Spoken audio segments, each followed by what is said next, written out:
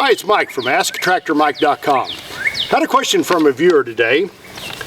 Larry wanted to know, I noticed you have 3 hooks welded on the top of your loader bucket, right back here. What size and quantity do you recommend to weld on the bucket? And if you don't know why to have hooks on the bucket, we'll talk about that today and what you can do with what are called grab hooks. And they're available from lots of places. These are common, Larry, just 3/8" grab hooks that you can get from Granger or lots of supply places that specialize in farm equipment and chain and things like that. And grab hooks are used by a lot of people to lift items. If you don't have pallet forks and you just have a loader bucket, grab hooks are really critical. And if you're buying a tractor, it doesn't cost that much to get a set of grab hooks welded on the top of the bucket. And there's so much more you can do from a standpoint of lifting with grab hooks on your tractor loader bucket. And the reason is, if any of you are new to tractors, we've all done this when we were first starting. When you get your loader with the bucket and you want to move something, you wrap a chain around the bucket and then you try to lift it, and it'll lift up a little ways, and then all of a sudden that chain will start unraveling around the bucket, and you find out your load is a lot lower than it could be, and it could come back into the grill of the tractor and cause damage. So we don't want that.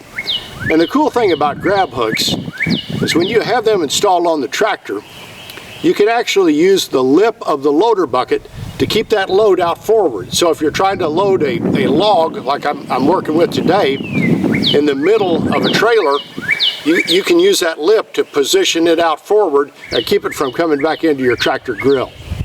So grab hooks are a real advantage. Here's how we use them.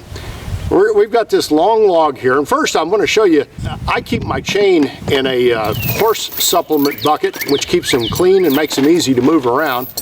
I don't know where I got that tip, but it's a good tip. If you got a plastic bucket with a lid on it, put your chain in there, keeps it dry and not getting rusty and out of the way and easy to move.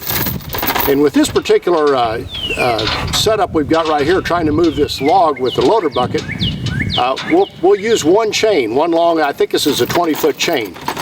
And we'll loop it around one end, and then we'll run our chain down the length of the loader bucket,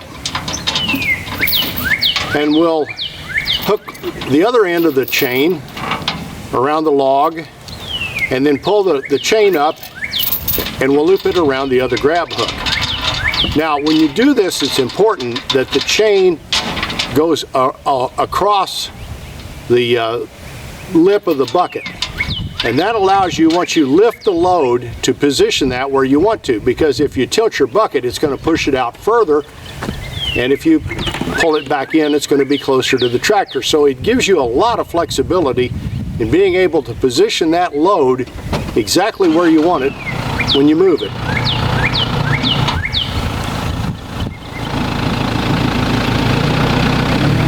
When I bought the tractor, I just had the guys in the shop. I worked at the dealership at that time. I had them weld those grab hooks on. I just told them to put grab hooks on the bucket.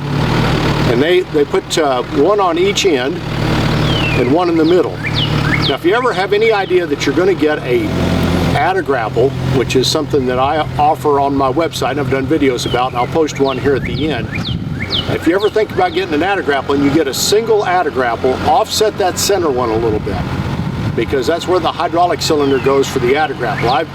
When I mounted my add-a-grapple in a different video, I had to kind of move around that, and it really eliminates the use of that center grab hook if you have a single add-a-grapple. So if it were me doing it over, I think I would probably have one more grab hook and offset them and put them about, maybe 5 inches from the center. So I'd have one on both ends, and then two kind of in the middle, about 5 inches from the dead center of the loader bucket, and then I can do anything I want to with that loader bucket.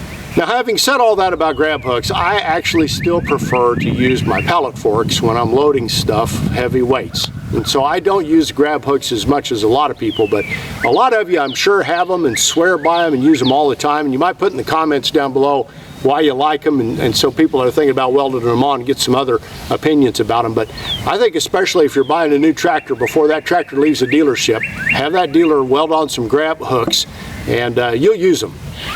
A lot of you would probably like to have pallet forks, and maybe your tractor does not have a quick attach front bucket.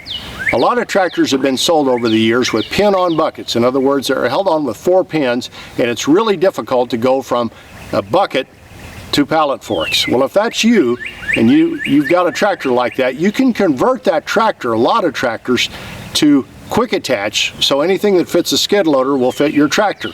And I offer conversion kits at my website right here.